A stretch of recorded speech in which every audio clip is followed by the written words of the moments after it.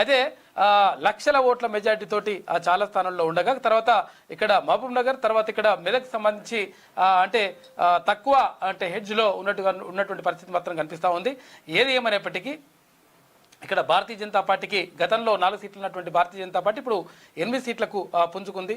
తర్వాత గతంలో 3 సీట్లతో పరిమితమైనటువంటి కాంగ్రెస్ పార్టీ ఇప్పుడు 8 సీట్లకు వచ్చేసింది.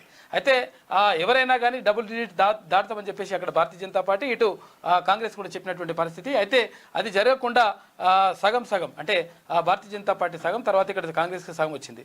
అయితే నేను 13 సీట్లు గెలుస్తా 15 సీట్లు గెలుస్తా అని చెప్పినటువంటి బీఆర్ఎస్ మొత్తం కూడా చెతికిల పడిపోయి ఒక్క సీటు కూడా గెలవకుండా 0 తోటి మొత్తం మీద పెద్ద గుండు 0 వచ్చినటువంటి పరిస్థితి కనిపిస్తూ ఉంది.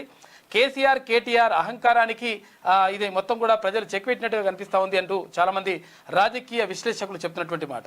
అయితే గతం చెప్తా ఉన్నారు అంటే తప్పుదారి వేసేసిండ్రు, కాంగ్రెస్ పార్టీకి అధికారంలోకి తీసుకొచ్చేసిండ్రు, 6 నెలల్లో మొత్తం కూడా అంత తేలిపోతుందని చెప్పిండ్రు. అయినా కానీ అక్కడ బీఆర్ఎస్ అంటే అక్కడ కేసీఆర్ కానీ తర్వాత అక్కడ కేటీఆర్ మాటలు కానీ ఎట్టి పరిస్థితుల్లో జనం నమ్మేటువంటి పరిస్థితి లేనట్టుగా మాత్రం స్పష్టంగా అర్థమవుతూ ఉంది. ఇక భారతీయ జనతా పార్టీ కాంగ్రెస్ పార్టీ మధ్య హోరాహోరీ పోరు జరిగింది. తర్వాత చాలా చోట్ల అంటే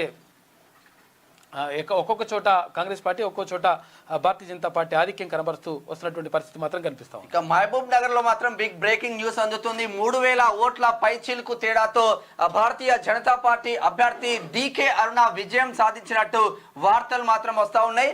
మెదక్ లో కూడా హోరాహోరీ ఉన్నప్పటికీ స్పష్టమైన ఆధిక్యం దిశగా బీజేపీ అభ్యర్థి రఘునందన్ రావు కంప్లీట్ గా ఆధిక్యం దిశగా ముందుకు సాగుతా ఉన్నారు. అత్యధిక ఆధిక్యం మాత్రం నల్లగొండ కాంగ్రెస్ అభ్యర్థి రఘువీర్ రెడ్డి కుందూరు రఘువీర్ రెడ్డి 5 లక్షల పైచి